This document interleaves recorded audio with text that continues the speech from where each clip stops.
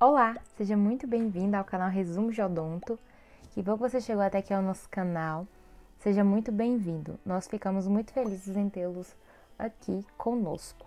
Em mais um vídeo aqui, hoje, continuando a nossa playlist de periodontia, vamos falar um pouco hoje a respeito da nova classificação imposta pelo Workshop Mundial da Academia Americana de Periodontia, AAP, em associação com a Federação Europeia de Periodontia, a EFP. Essa associação, esse workshop, ele aconteceu no ano de 2017 e a partir do ano de 2018 já teve artigos publicados. E para uma melhor explicação a respeito das novas classificações dos exames e diagnósticos periodontais, a gente resolveu trazer esse vídeo para que a gente possa explicar melhor. Então, a gente vai ter 3 vídeos. A gente vai ter o vídeo de hoje, que nós vamos falar a respeito da gengivite. Teremos 2 próximos vídeos em que nós iremos falar um a respeito da periodontite e outro sobre as condições que afetam o periodonto. Mas, para iniciar, por que essa nova classificação? Por que veio essa classificação nova do workshop, da Federação Americana de Endodontia? Então, os pesquisadores dessa academia americana, eles decidiram atualizar a classificação última, que era do ano de 1999, porque de acordo com as maiores evidências científicas disponíveis atualmente, elas não estavam alinhadas mais ao que a gente tem hoje na odontologia. Então, houve-se a necessidade de fazer uma nova pesquisa para que a gente possa observar quais são os casos mais clínicos hoje em dia encontrados. Então, fizeram essa nova anomalia, digamos assim, que a gente vai falar a respeito nesse vídeo. Nessa nova classificação, a doença periodontal, ela foi subdividida em 3 tipos. Primeiro, a saúde periodontal, doenças e condições gengivais. Então, antes era só gengivite, agora incluiu saúde periodontal, doenças e condições gengivais, que é o que a gente vai falar nesse vídeo, tá? O próximo foi a respeito da periodontite. Vamos falar no próximo vídeo. A periodontite está muito interessante, tá? Não percam o vídeo, então já se inscreva aqui no canal para você não perder o vídeo que vai sair na próxima semana. E também as outras condições que afetam o periodonto, que é o último vídeo dessa classificação. Então, a adição criou esse sistema de classificação para as doenças e as condições periimplantares. Porém, a gente não vai falar um pouco a respeito disso, porque esse não é o foco desse canal. Bom, então a gente trouxe esse tema aqui no canal, pois os livros de periodontia existentes em muitas bibliotecas dos cursos de odontologia estão desatualizados. E em relação a essa classificação, para nós dentistas e futuros cirurgiões dentistas, é imprescindível que nós temos o conhecimento dessa nova classificação para fins científicos, de mestrados, doutorados, especializações e principalmente concursos e cursos de atualizações que podem vir a estar caindo essas questões, tá? Então, por isso que é importante nós, como profissionais, sempre estarmos nos atualizando. Então, esse é o artigo, tá? Aqui tem um link, também vou deixar o link na descrição embaixo, em que você pode ler, que foi de onde nós tiramos as informações dessa aula. Bom, nessa imagem a gente pode observar as diferenças entre a classificação de 1999, que dividia a periodontite, principalmente em uma amplitude, e agora no World Workshop da Associação Americana de Periodontia, diminuiu as doenças e condições periodontais.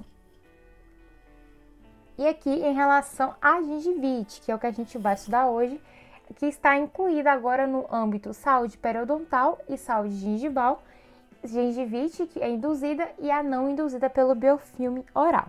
A gengivite, ela é muito importante que nós começamos o estudo por ela, porque através dela a gente vai entender como se formam as outras patologias que vão afetar ali o periodonto daquele paciente.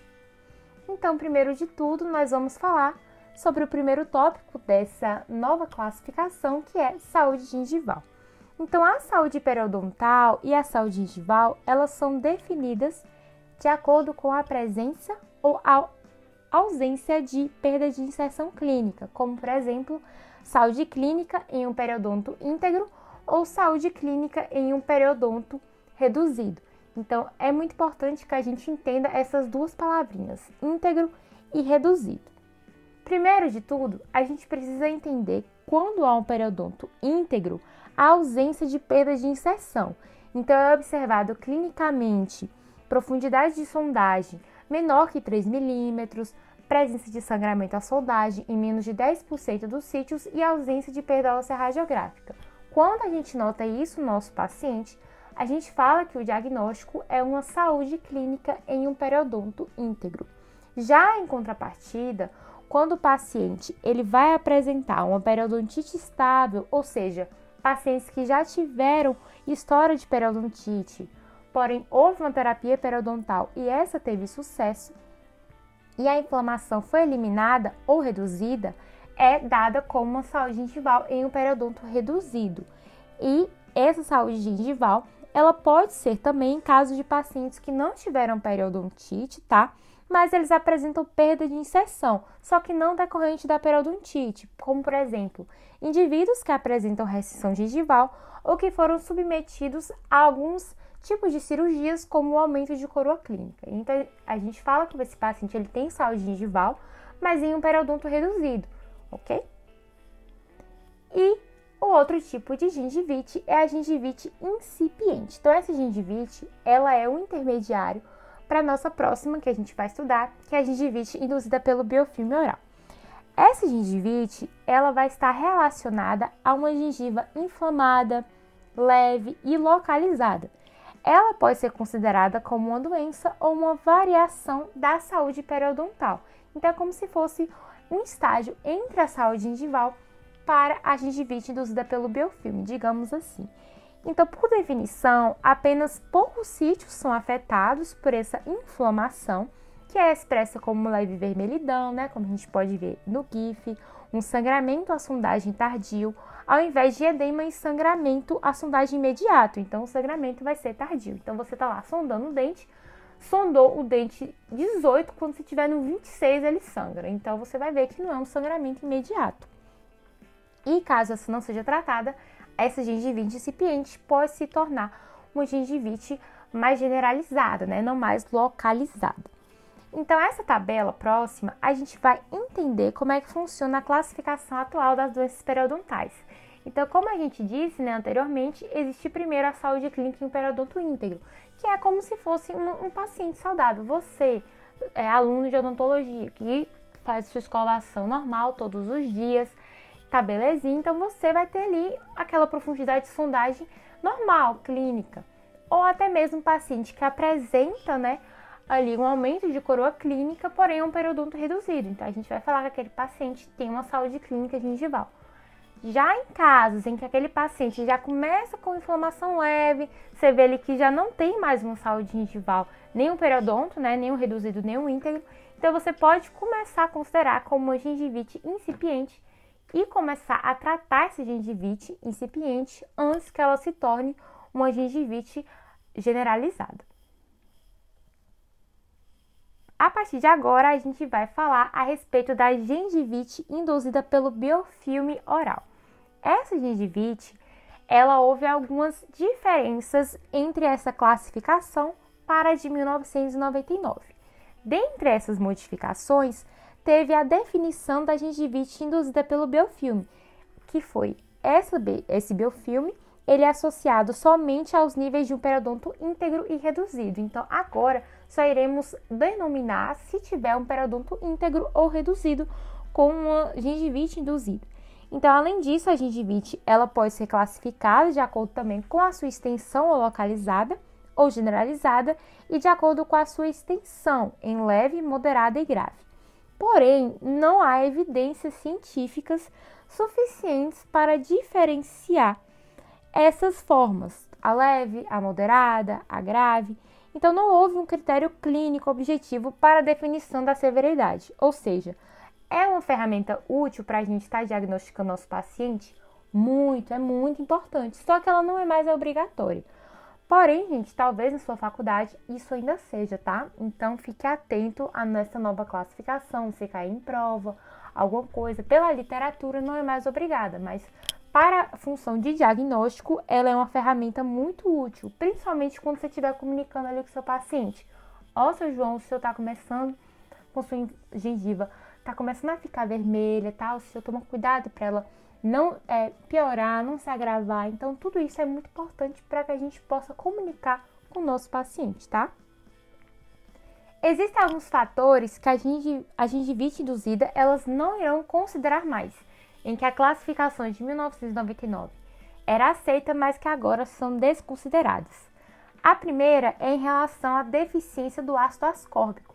Então, isso é um fator que não é mais considerado hoje em dia como um fator de gengivite induzida pelo biofilme.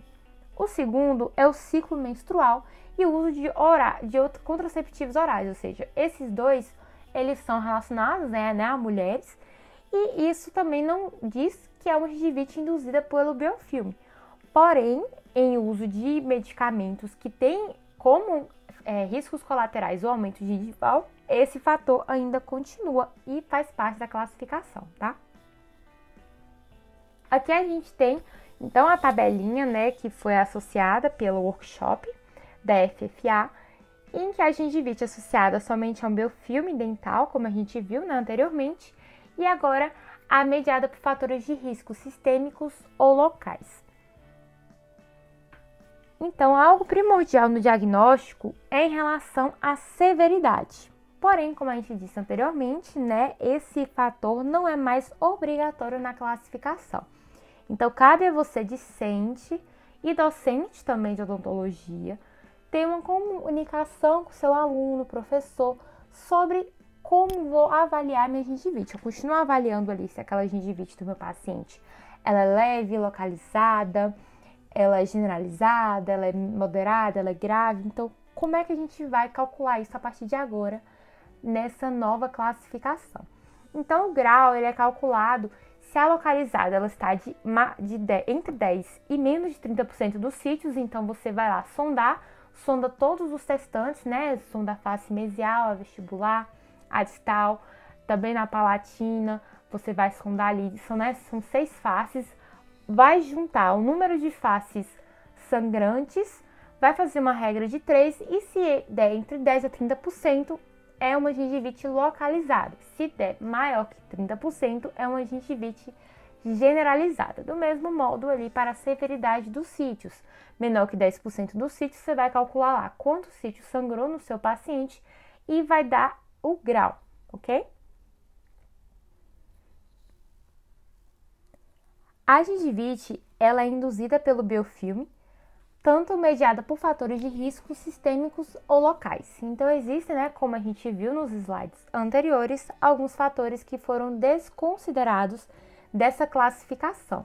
Porém, existem alguns fatores que ainda estão, como, por exemplo, o tabagismo, hiperglicemia, fatores nutricionais, agentes farmacológicos, hormônios esteroides sexuais, então ficou somente puberdade e gravidez. Como a gente viu, saiu a deficiência de ácido ascórbico, o ciclo menstrual e os contraceptivos orais. E também existem os fatores de riscos locais, como biofilme dental e uma secura bucal, uma xerostomia. Então, isso continua pela associação, tá? Então, eles manteram. A única diferença é que eles tiraram esses 3 últimos citados, tá?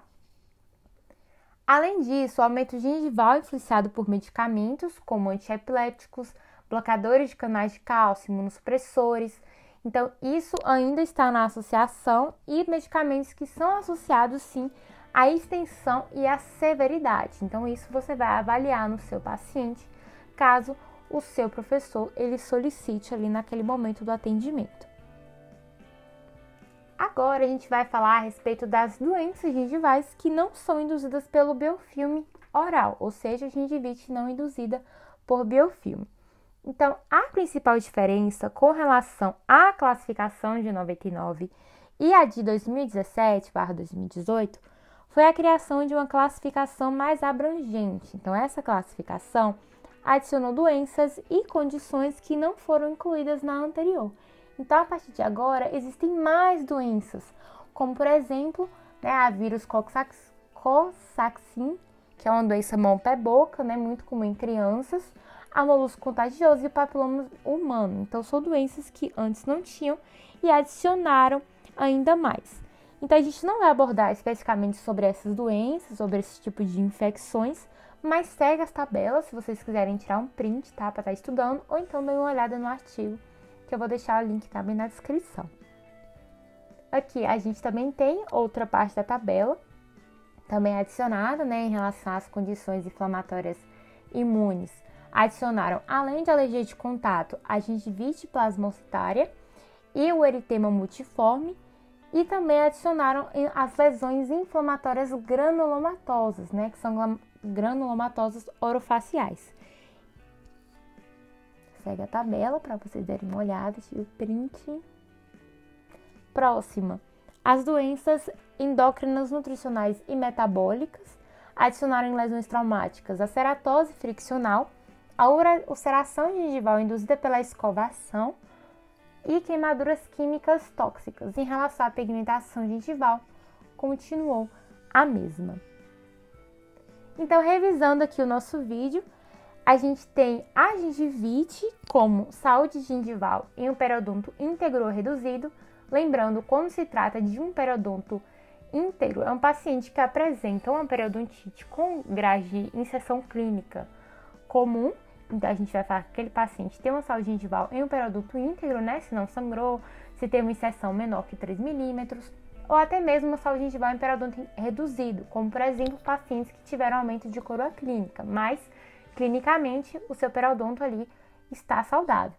Segundo, a gengivite incipiente, que é um meio termo entre a saúde gengival para a gengivite induzida pelo biofilme. Então, tem que ter cuidado desde essa parte para que não gere uma gengivite mais severa. Então, alertar sempre ao nosso paciente. Terceira, gengivite induzida pelo biofilme. Então, é importante sempre a gente estar salientando em todas as nossas consultas, não somente em crianças, mas adultos também, sobre a importância de fazer uma escovação correta, fazer o uso, né, de dentrifícios com flu e também o fio dental.